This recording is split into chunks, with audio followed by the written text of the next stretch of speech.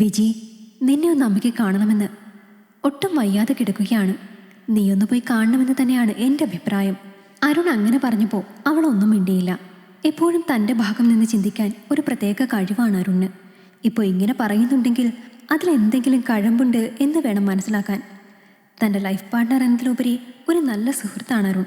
പക്ഷെ അവൻ അങ്ങനെ പറഞ്ഞു എന്ന് കരുതി എനിക്ക് അമ്മയെ കാണാൻ പോകാൻ തോന്നിയില്ല. വീണ്ടും അവൻ ഓരോന്നെല്ലാം പറഞ്ഞ് എന്നെ നിർബന്ധിച്ച് അങ്ങോട്ടേക്ക് വിട്ടു. എൻ്റെ ഏട്ടൻ്റെ കൂടെയാണ് അമ്മയുടെ താമസം. കണ്ടിട്ടിപ്പോൾ ചുരുങ്ങിയത് 4-5 വർഷം കഴിഞ്ഞിട്ടുണ്ടാകും. എന്നെ പ്രസവിച്ച അമ്മയെ ഇത്രയും കാലം മുൻപ് കണ്ടു എന്ന് പറയുമ്പോൾ തന്നെ അതിലൊരു അപാകതയുണ്ടല്ലോ. അമ്മ എന്ന നിലയിൽ പൂർണ്ണ പരാജയമായിരുന്നു ആ സ്ത്രീ. ഒരിക്കൽ പോലും അവരുടെ മകളെ അവർ വിശ്വസിച്ചിട്ടില്ല. അങ്ങനെ വിശ്വസിച്ചിരുന്നുവെങ്കിൽ എനിക്ക് ഇതുപോലെ ജീവിതത്തിൽ നിന്ന് ഓടി ഒളിക്കേണ്ടി വരില്ലായിരുന്നു.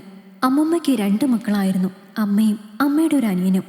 അമ്മ കാണാൻ സുന്ദരി ആയതുകൊണ്ട് നേരത്തെ തന്നെ അമ്മയുടെ വിവാഹം കഴിഞ്ഞു. അമ്മയ്ക്ക് 2 മക്കളുമായി ഏട്ടനും ഞാനും. അച്ഛൻ ഗവൺമെൻറ് സർവീസ് ആയിരുന്നു. അദ്ദേഹം എനിക്ക് 4 വയസ്സുള്ളപ്പോഴാണ് ഞങ്ങളെ വിട്ടുപോയത്. ഹാർട്ട് അറ്റാക്ക് ആയിരുന്നു. അതിൽ പിന്നെ ജോലി അമ്മയ്ക്ക് കിട്ടി. ആ സമയത്താണ് അമ്മയുടെ അനിയൻ സന്യാസം എന്നെല്ലാം പറഞ്ഞ് അവിടെ നിന്ന് നാട് വിടുന്നത്. അച്ഛൻ്റെ വീട്ടിൽ അച്ഛൻ്റെ അനിയനും പെങ്ങളും എല്ലാം ഉണ്ടായിരുന്നത് കൊണ്ട് അവിടെ ധാരാളം ആളുകളുണ്ടായിരുന്നു. അമ്മയുടെ വീട്ടിലാണെങ്കിൽ അമ്മമ്മ മാത്രമേ ഉണ്ടായിരുന്നുള്ളൂ. അതുകൊണ്ട് ഞങ്ങളെയും കൊണ്ട് അമ്മ വീട്ടിലേക്ക് പോന്നു. അതായിരുന്നു അമ്മ ജീവിതത്തിലെടുത്ത ആദ്യത്തെ തെറ്റായ തീരുമാനം. അവിടെ ഞങ്ങൾക്ക് സുഖമായിരുന്നു. അമ്മമ്മയുടെ വാത്സല്യവും അനുഭവിച്ച് അമ്മയ്ക്ക് ജോലി ഉള്ളതുകൊണ്ട് അല്ലലില്ലാതെ ജീവിച്ചു പോന്നു. ഇതിനിടയിലാണ് അമ്മമ്മയ്ക്ക് ഒരു അസുഖം പിടിപെടുന്നതും അതിൻ്റെ ഫലമായി പെട്ടെന്ന് തന്നെ ഞങ്ങളെ വിട്ടുപോകുന്നതും. അമ്മമ്മയുടെ മരണാനന്തര ചടങ്ങിൽ പങ്കെടുക്കാൻ വേണ്ടി എത്തിയതായിരുന്നു അമ്മയുടെ അനിയൻ. പിന്നെ അയാൾ പോയിട്ടില്ല. പൂജയും കർമ്മങ്ങളുമായി വീട്ടിൽ തന്നെ കൂടി. അമ്മയ്ക്ക് അനിയനെന്ന് വെച്ചാൽ ജീവനും വിശ്വാസവും എല്ലാമായിരുന്നു. പക്ഷേ എനിക്ക് മാത്രം എന്തോ അയാളുടെ നോട്ടവും സംസാരവും ഒന്നും ഇഷ്ടപ്പെട്ടില്ല. ഞാനത് അമ്മയോട് ആദ്യമേ പറയുകയും ചെയ്തു. അന്നേരം തലക്കിട്ടൊരു കിഴുക്കാണ് തന്നത്. വലിയവരെ ബഹുമാനിക്കാൻ പഠിക്കാദ്യം എന്നായിരുന്നു അമ്മയുടെ പ്രതികരണം. പിന്നീട് എന്തും പറയാൻ എനിക്കൊരു ഭയമായിരുന്നു. അയാൾ ഉള്ളപ്പോൾ മനഃപൂർവ്വം തന്നെ ഞാൻ അയാളുടെ മുന്നിൽ പെടാതെ ഒഴിഞ്ഞു മാറി നടന്നു. ഏട്ടൻ്റെ അരികിൽ പോയിരുന്നു. ഓരോ ദിവസം ചെല്ലുന്തോറും എനിക്ക് ഭയം കൂടിക്കൂടി വന്നു. ഒരു വീടിനുള്ളിൽ ഒരാളെ ഭയന്ന് വിറച്ച് ജീവിക്കുക, അതും വെറും 8ാം ക്ലാസ്സിൽ പഠിക്കുന്ന ഒരു കുട്ടി. അവളെ വിശ്വസിക്കാൻ ആരും ഉണ്ടായിരുന്നില്ല. സ്വയം സംരക്ഷിക്കേണ്ട ചുമതല അവളിൽ തന്നെ നിക്ഷിപ്തമായി. ഒരു ദിവസം രാവിലെ സ്കൂളിൽ പോകാൻ വേണ്ടി നോക്കിയപ്പോൾ നല്ല പനിയുണ്ടായിരുന്നു. അമ്മയ്ക്കെന്ന് ലീവ് എടുക്കാൻ പറ്റാത്തത് കൊണ്ട് എന്നോട് അവിടെ കിടന്നോളാൻ പറഞ്ഞു. ഉച്ചവരെ പോയിട്ട് തിരികെ എത്താമെന്നാണ് അമ്മ പറഞ്ഞിരുന്നത്.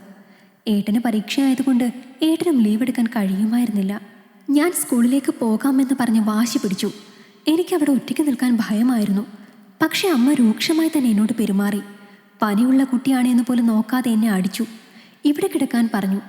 അമ്മയും ഏട്ടനും പോയതോടുകൂടി വാതിലടച്ച് കുറ്റിയിടാൻ പോയ എന്നെ അയാൾ പുറകിലേക്ക് തള്ളി. വേച്ചു പോയി ഞാൻ.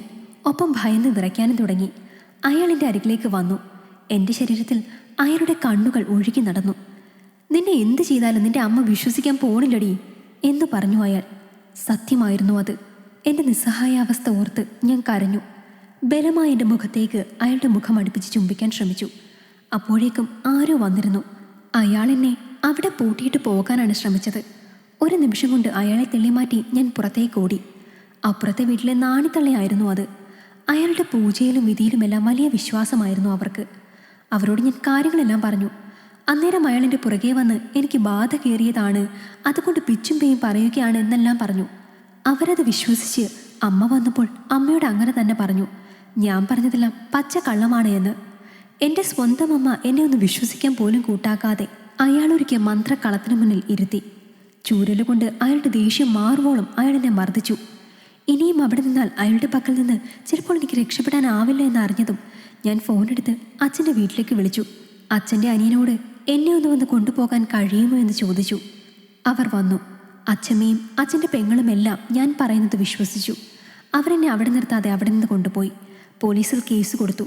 അവർ അന്വേഷിച്ചപ്പോൾ സമാനമായ പല കേസുകളിലും പ്രതിയാണ് അയാളെന്നറിഞ്ഞു. ഒളിച്ചു താമസിക്കാൻ വന്നതായിരുന്നു. അയാളെ പോലീസ് പിടിച്ചുകൊണ്ടുപോയി. അന്നേരം മാത്രമാണ് അമ്മ ഞാൻ പറഞ്ഞതിൽ സത്യമുണ്ട് എന്ന കാര്യം തിരിച്ചറിഞ്ഞത്. പക്ഷെ അപ്പോഴേക്കും ഞാനും അമ്മയും തമ്മിൽ ഒരുപാട് അകന്നിരുന്നു. എന്നോട് മാപ്പ് പറഞ്ഞ് തിരികെ കൂട്ടിക്കൊണ്ടു പോകാൻ അമ്മ വന്നിരുന്നു. എങ്കിലും വരുന്നില്ല എന്ന് ഞാൻ പറഞ്ഞ് ഞാൻ എൻ്റെ അച്ഛൻ്റെ വീട്ടിൽ തന്നെ നിന്നു. അവിടെ എനിക്ക് കൂട്ട് അച്ഛൻ്റെ പെങ്ങളുടെ മകൻ അരുണേട്ടനായിരുന്നു. സ്കൂളിലേക്ക് പോകുമ്പോഴും വരുമ്പോഴും എല്ലാം എന്നെ പൊതിഞ്ഞു പിടിക്കും. വല്ലാത്തൊരു സംരക്ഷണമുണ്ടായിരുന്നു ആ കൈകളിൽ. എൻ്റെ കാര്യങ്ങളെല്ലാം അറിഞ്ഞ് കളിയാക്കാൻ വരുന്നവരെയെല്ലാം നേരിട്ടത് അരുണേട്ടനായിരുന്നു.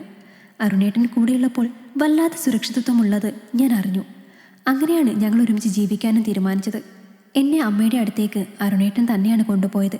അവിടെ എത്തിയപ്പോൾ കണ്ടിരുന്നു, ആ രൂപം സംസാരിക്കാൻ പോലും ആവതില്ലാതെ അങ്ങനെ കിടക്കുകയാണ്. എന്നെ കണ്ടതും ആ ചുണ്ടുകൾ വിറകൊണ്ടു, കണ്ണുകൾ നിറഞ്ഞൊഴുകി. ഒരുപക്ഷെ അന്ന് ചെയ്തതിൻ്റെ കുറ്റബോധമാവാം. ഞാൻ അമ്മയുടെ കൈകളിൽ മെല്ലെ പിടിച്ചു. ആ ചുണ്ടുകൾ മാപ്പ് എന്നാണ് ഉരുവിട്ടത് എന്നെനിക്ക് തോന്നി. പിന്നെ ആ നേരത്തെ ശ്വാസം പോലും അങ്ങില്ലാതായി. കുറച്ചുനേരം അമ്മയെ തന്നെ നോക്കിയിരുന്നു. അന്നേരം എൻ്റെ കണ്ണിലും നിറഞ്ഞിരുന്നു 2 തുള്ളി കണ്ണുനീർ. ഒരിക്കലും എന്നെ ചേർത്ത് പിടിച്ചിട്ടില്ല, മനസ്സിലാക്കിയിട്ടില്ല. എങ്കിലും അമ്മയാണ്, അതുകൊണ്ട് മാത്രം 1 തുള്ളി കണ്ണീർ. ഈ കഥ നിങ്ങൾക്കിഷ്ടമായെങ്കിൽ ലൈക്ക് ചെയ്യൂ. നിങ്ങളുടെ അഭിപ്രായങ്ങൾ കമന്റായി രേഖപ്പെടുത്തൂ. കൂടുതൽ കഥകൾ കേൾക്കാൻ ഈ ചാനൽ സബ്സ്ക്രൈബ് ചെയ്യൂ.